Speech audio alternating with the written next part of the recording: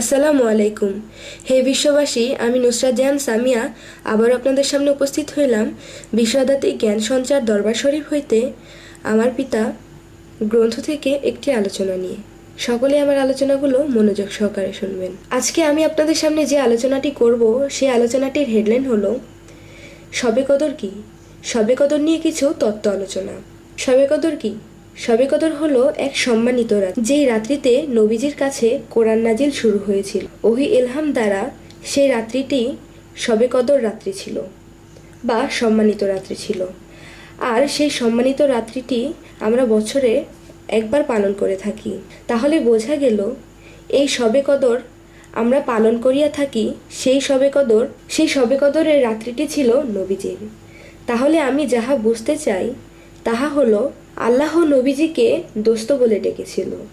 তাহলে পৃথিবীতে সাধারণ মানুষের মধ্যে যাহারা অলিয়া উলিয়া হইয়া গাউস কুতুব হইয়াছে, আল্লাহ তাআলা তাদেরকেও তো দোস্ত বা বন্ধু বলে ডেকেছেন।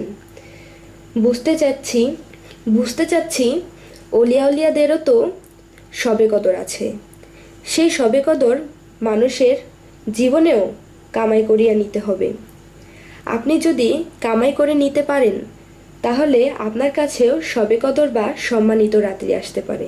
যদি আমাকে কোনো ব্যক্তি জিজ্ঞাসা করে ওহির দরজা বন্ধ, ওহি আর আসবে না, তাহলে আমি বলবো ওহি নবীজির কাছে কে আনতো? জিব্রাইল ফেরেশতাই আনতো।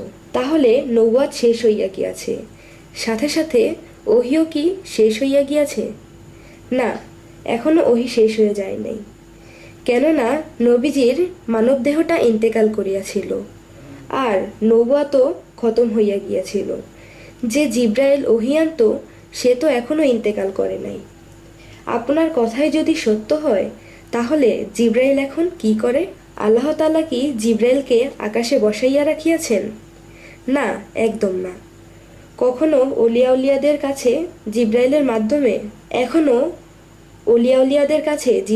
মাধ্যমে ওহি ইলহাম আসিতেছে।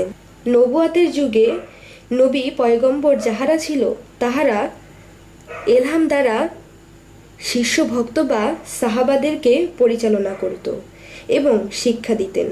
তবে এই বলিব যে কামেল পীর মুর্শিদের কাছেও এখনো পর্যন্ত ওহি ইলহাম আসিতেছে, আশেক ও ভক্তদেরকে পরিচালনা করতেছে এবং শিক্ষা দীক্ষা দিতেছে।